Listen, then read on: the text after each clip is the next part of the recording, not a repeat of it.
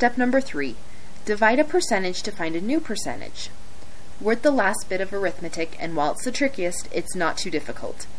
We now have the percentages right for each bar on our histogram, but those percentages are not the heights we need for a density histogram. To figure the heights for each bar, we need to think back to a bit of algebra we all learned a long time ago. Do you remember how to find the area of a rectangle? The formula had many different versions, but they all said basically the same thing. The area of a rectangle is equal to the rectangle's base times the rectangle's height. This is often abbreviated as A equals B times H. Well, here's the kicker. Those percentages we just found in the previous step are the areas for each of the rectangular bars on our histogram, and we can find the base of those rectangles by looking at how long the intervals are on the bottom axis of the histogram. In this case, those bases are all 2, which we can find by taking the larger right-hand label of any interval and subtracting the smaller left-hand label of the same interval. So the base of each rectangle is 2 minus 0 equals 2, or 4 minus 2 equals 2, and so on.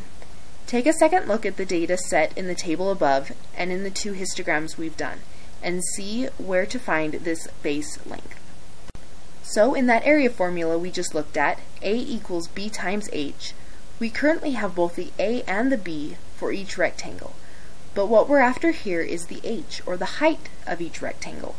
If you remember solving all of those algebra equations in school, we can find H by undoing the B times H step to get the H by itself. In other words, how do I undo times by B? The answer is divide both sides by B. This means that we can take the area of each rectangle, which we found in the last step, and divide it by the length of the base, and we'll have the height of the rectangle. A divided by B equals H. For the first rectangle on the left, this would look like this. 2.49% divided by 2 equals 1.245%, and that's the height of the first rectangle. The second bar's height would be 4.63% divided by 2 equals 2.315%. So take a minute with your calculator and solve. That's it! If you got all those, the mathematics is done. Now all that we have left to do to finish this density histogram is to put our new labels on the bars and on the vertical axis. Then we're all finished, but we'll cover that in the next section. For now, let's look at what the mathematics gave us. Why did we do all those mathematical steps? It's all in how a density histogram is meant to be read. Let's label the axis for starters and see if we can figure it out right there. Here's the labeled density histogram for our data. Look at what the new label is for the vertical axis. The information provided here is a bit different from a frequency histogram. The density histogram of this data tells us what percentage of clients per individual number of haircut was found in each category. For instance, by looking at this histogram, we can tell that about 9.08% of all haircuts in the year were for clients getting exactly 9 haircuts, and another 9.08% were for clients getting exactly 10 haircuts.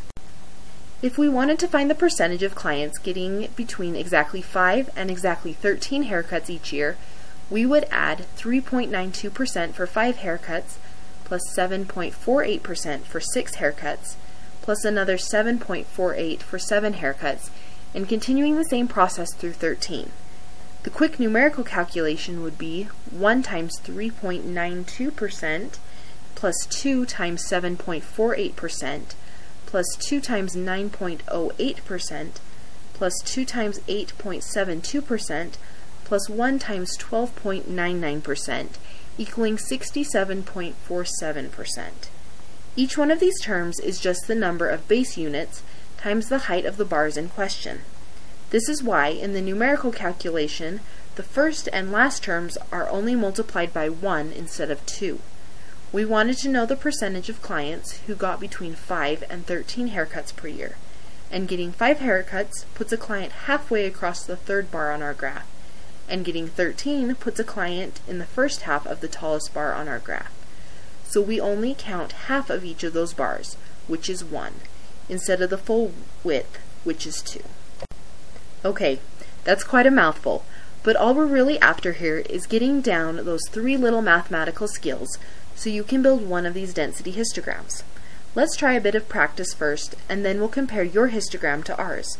and if you're satisfied with how you did, we'll move on and see how well you can perform these skills on your own. Here's a new data set broken into ordinal categories and intervals.